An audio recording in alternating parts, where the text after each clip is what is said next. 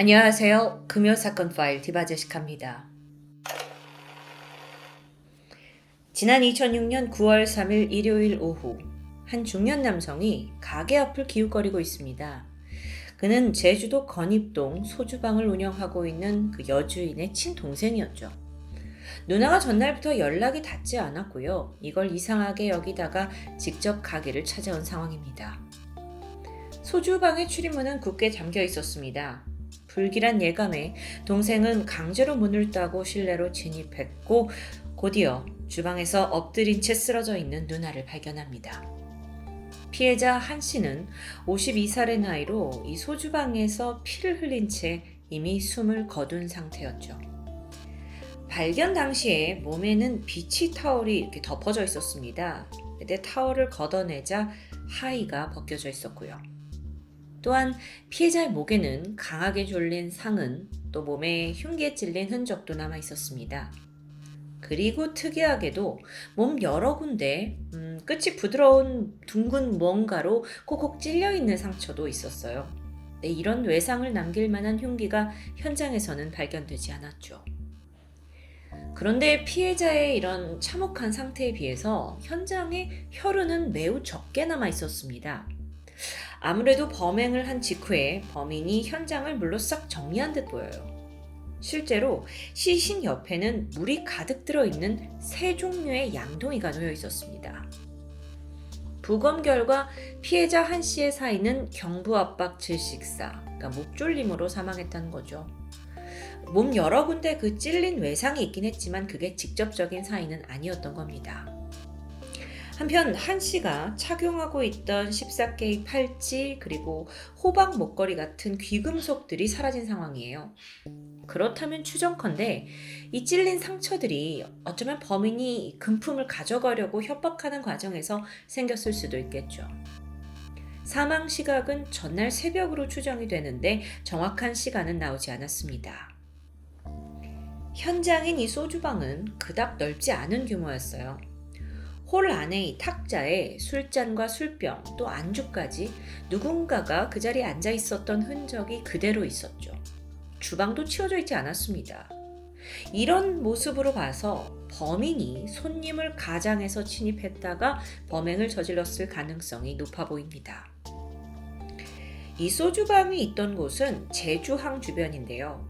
지역 특성상 워낙 오고 가는 사람들이 많았기 때문에 손님을 특정하는 건 쉽지 않겠죠. 만약 범인이 손님으로 찾아왔다면 어쩌다 방문한 뜨내기 살인일 수도 있습니다. 혹은 소주방을 자주 드나들던 단골일 수도 있고요. 이런 헷갈리는 상황 속에서 일단 경찰은 단골 혹은 주변 인물 등의 면식범에 더 무게를 두었습니다. 그 이유가 뭐냐? 봤더니 범인이 현장을 떠나기 전에 어떤 행동을 보였는데요. 가게 안에 있는 모든 전기 스위치를 다 껐고 출입문도 잠그고 나갔죠. 이뿐만 아니라 한 씨의 가족은 소주방 건물 위층에 살고 있었습니다. 만약에 낯선 사람이 들어와서 이런 범행을 저질렀다면 피해자가 비명을 지르거나 강하게 저항하는 소리가 들렸을 텐데 가족 중 누구도 어떠한 소란을 듣지 못했다고 하고요. 이걸 토대로 범인은 면식범이 아니냐로 방향이 흘러가게 된 거죠. 이후에 경찰은 한 씨의 휴대전화 기록을 분석합니다. 그리고 이 소주방을 자주 드나들던 단골 명단 그리고 또 개인적으로 친분이 있던 주변 사람들 여러 정보를 추려냈어요. 그렇게 리스트를 확보하고 행적을 하나하나 조사하던 중 사실 당시의 경찰은요 비교적 쉽게 이 사건을 풀 수 있을 거라고 생각했습니다. 특히나 범인이 귀금속을 가져갔잖아요. 근데 그럼 반드시 이걸 처리를 할 거고 장물아비를 통해서 이걸 추적하다 보면 범인의 꼬리를 잡을 수 있을 거다라고 희망을 걸었던 거죠. 근데 문제는 끝끝내 귀금속이 처분된 정황이 포착되지 않습니다. 그러니까 상황이 예상보다 답답하게 흘러갔고요. 그래도 좌절하긴 일렀습니다. 범인이 마지막으로 머문 곳으로 추측되는 술집 내의 그 탁자, 여기에 남아있던 술병 혹은 컵에 지문이 남아있지 않았을까요? 분명 손을 댔을 테니까요. 검사를 해봤죠. 결과는 감정 불능입니다. 왜인지 보니까 냉장고에 보관되어 있던 차가운 술을 가지고 나오면서 이 상온에서 결로 현상이 생기죠. 그래서 이로 인해 지문이 뭉그러졌기 때문입니다. 다른 곳에서 지문이 나오기도 했어요. 하지만 여기가 워낙 불특정 다수들이 오고 가는 가게인 만큼 용의자의 거라고 단정 짓기에는 무리수였습니다. 그래도 경찰은 당시 한 씨 주변 사람들 중에서 좀 행적이 의심스러운 70여 명을 추려냅니다. 그리고 거짓말 탐지기 수사를 펼쳐요. 그런데 이들 모두 나는 죽이지 않았다의 진실 반응을 보입니다. 결국 확실한 물증, 개연성 이걸 확보하지 못한 채 사건은 미궁으로 빠져들어갔죠. 그런데 이 소주방 피살 사건이 발생한 지 20여일이 지난 2006년 9월 25일 현장과 멀지 않은 제주도 삼도동의 술집 라일락 카페라는 곳에서 또 다른 사건이 발생합니다. 그날 가게 앞에 한 남성이 서성였는데 이 라일락 카페의 주인이자 엄마가 연락이 되지 않자 걱정을 하던 20대 아들이었습니다. 이 라일락 카페라는 곳은 건물 지하 1층에 위치해 있었어요. 아들이 계단을 내려가 보는데 뭔가 이상한 낌새가 느껴졌죠.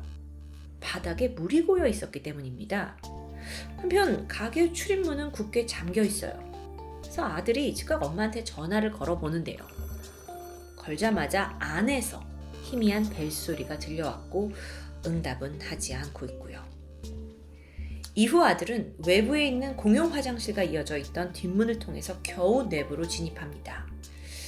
예상대로 실내는 온통 물바다였어요. 누군가 일부러 물을 틀어놓은 상황이죠. 그는 곧장 엄마가 평소에 쉬는 공간인 그 내실로 향하게 되는데 다행히 그래도 거기는 바닥에서 한 11cm 정도 올라와 있는 공간이었기 때문에 침수는 피할 수 있을 거라 생각했습니다. 그래서 가보니 어머니는 흰색 슬립으로 몸이 덮여진 채 쓰러져 계셨어요. 이미 숨이 끊어진 상태였죠. 옷의 일부가 벗겨져 있고 또 주변 귀중품의 서랍이 뜯겨져 나간 게 눈에 띄었습니다. 그리고 한 가지 더. 시신 옆에는 특이하게도 물바가지와 분무기가 놓여 있습니다. 잠시 후에 신고를 받은 경찰이 출동했고 소방차가 와서 이 술집 안에 있는 물을 다 빼낸 후에야 현장을 제대로 볼 수 있었습니다. 피해자는 당시 48살의 정씨, 사인은 경부압박 질식사입니다. 어딘가 앞전의 소주방 사건과 매우 유사하죠. 피해자의 옷 일부가 벗겨져 있었고 또 폐물과 지갑이 없어진 점을 토대로 경찰이 초기에 이 사건은 성폭행을 위장한 강도살인이다 라고 추정을 했는데 이게 또 그렇게 단순하진 않았죠. 얼마 후 부검을 하게 되는데 그 결과에서 아주 엽기적인 게 나왔습니다.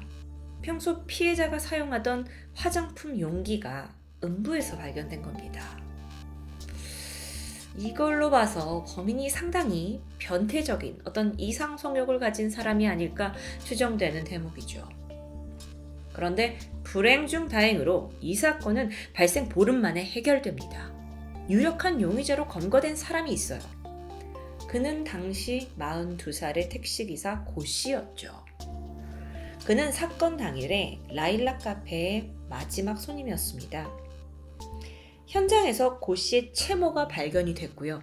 또 피해자의 손톱에서도 고 씨의 유전자형이 검출이 됐어요. 또 고 씨가요, 이 피해자가 가지고 있던 수표를 훔쳐서 소지하고 있다가 이걸 사용한 정황이 결정적으로 작용을 했습니다. 빼박이죠. 한편 경찰은 이 라일락 카페의 살인 사건이 앞서서 있는 그 소주방 사건과 유사점이 있는 걸 알고 있었습니다. 그걸 좀 보자면 우선 두 사건 모두 새벽 시간대에 여성 혼자 운영하는 술집에서 발생을 했고요. 이 두 장소 다 출입구가 잠겨 있었다는 점, 게다가 전원 차단기가 꺼져 있었다는 것, 그리고 두 사람 모두 목 졸라서 살해하고 또 피해자가 부분적으로 탈의가 된 상태, 또 범인이 벗긴 옷을 가져갔다는 부분까지 직접적인 성폭행은 아니고 금품이 없어졌다는 점까지 정말 자잘한 많은 것들이 동일합니다. 거기에 더해서 피해자의 옆에 남겨져 있던 물 양동이까지 이게 우연이라고 보기에는 너무 많은 부분이 비슷한 겁니다. 따라서 경찰은 고 씨의 연쇄 살인 가능성에 무게를 두고 수사를 했어요. 하지만 라일락 카페 사건은 유전자도 있고 채모도 있고 다 증거가 확실합니다. 그런데 소주방 사건에 있어서는 고 씨가 범인이라는 뚜렷한 물증을 찾기 힘든 거예요. 거짓말 탐지기 조사도 했죠. 근데 고 씨가 소주방 주인을 죽이지 않았다라는 진술에 진실 반응이 나옵니다. 결국 이렇게 애를 먹다가 추가적인 증거가 나오지 않았고요. 고 씨는 오직 라일락 카페 살인 사건의 범인으로만 기소됩니다. 고 씨 또한 자신의 범행을 끝내 인정하지 않았어요. 결국 재판이 들어갔고 그에게는 15년형의 징역이 확정되죠. 15년형.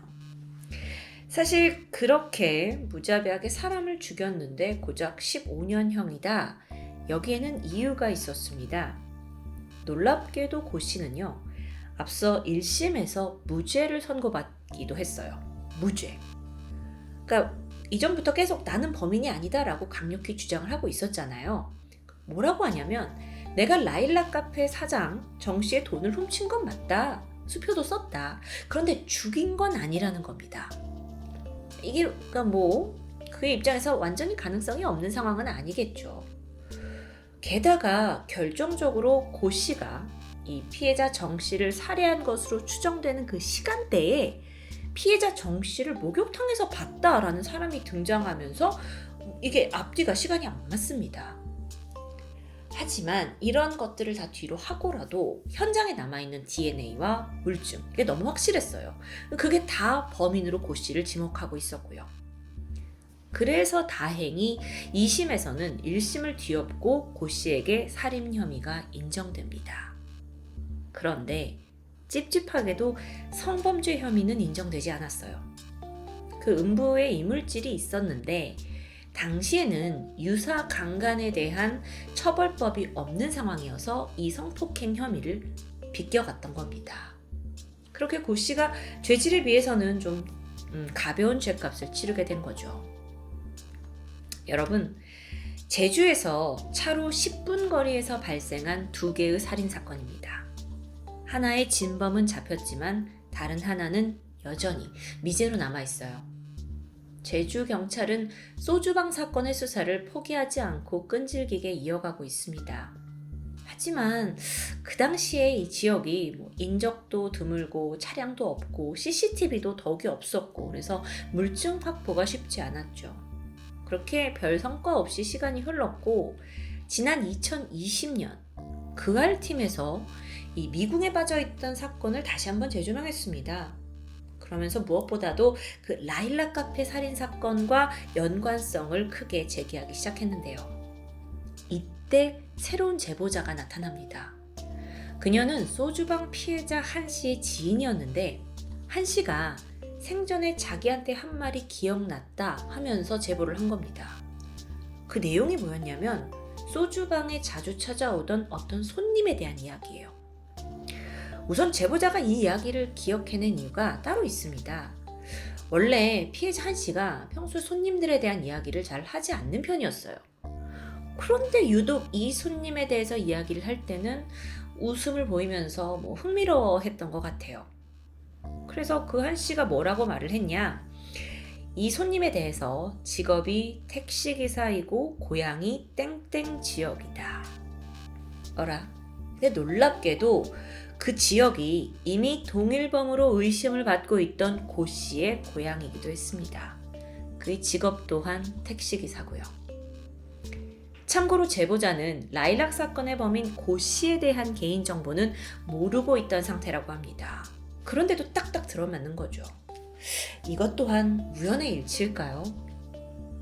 많은 범죄 전문가들이 제주 소주방 살인 사건 그리고 라일락 카페 살인 사건은 동일범의 소행이다 라고 강하게 의심하고 있습니다. 이 두 사건에서 가장 큰 공통점, 특이한 점을 찾자면 물과 바디 커버링이라고 볼 수 있어요. 이 두 사건 모두 물로 현장을 다 정리했죠. 그리고 피해자 옷 일부를 벗겨서 가져간 흔적이 있고요. 이건 결코 일반적이지 않은 수법입니다. 그리고 마지막으로 수건 등을 이용해서 시신을 덮어주는 바디 커버링이 있었어요. 이건 왜 했을까? 전문가들은 이게 범인의 죄책감 때문이다 라고 보기는 어렵고요. 이걸 오히려 성도착증의 발현이라고 보고 있습니다. 성도착증. 두 사건 모두 범인이 범행의 어떤 수행보다는 범행을 한 후에 더 뒤처리 과정에 많은 시간과 노력을 들인 패턴이 같이 나타나고 있죠. 경찰도 물론 이 점을 알고 있습니다. 그래서 고 씨가 소주방 사건의 범인일 수 있다는 가능성을 높게 보고 있어요. 다만 그걸 증명할 증거가 없을 뿐이고요. 그런데 반면에 고 씨의 어머니는 아들의 억울함을 눈물로 호소하고 있습니다. 고 씨 자신 또한 소주방 사건에 대해서는 나는 아무것도 모른다 라고 주장하고 있고요. 무죄 추정 원칙에 따라 그럴 수 있습니다. 그런데 사실 그는 유죄를 판결받은 라일락 카페 사건에 대해서도 단 한 번도 범행을 인정하지 않았습니다. 교도소에 수감된 중에서도 법전을 연구하면서 재심을 계속 준비했다고 하는데요. 이쯤 되니까 혹시 이 사람이 범인이 아니지 않을까라는 생각도 들긴 하는데 정작 그의 어떤 부당함이나 억울함을 증명할 만한 증거는 전혀 내놓지 못하고 있다고 합니다.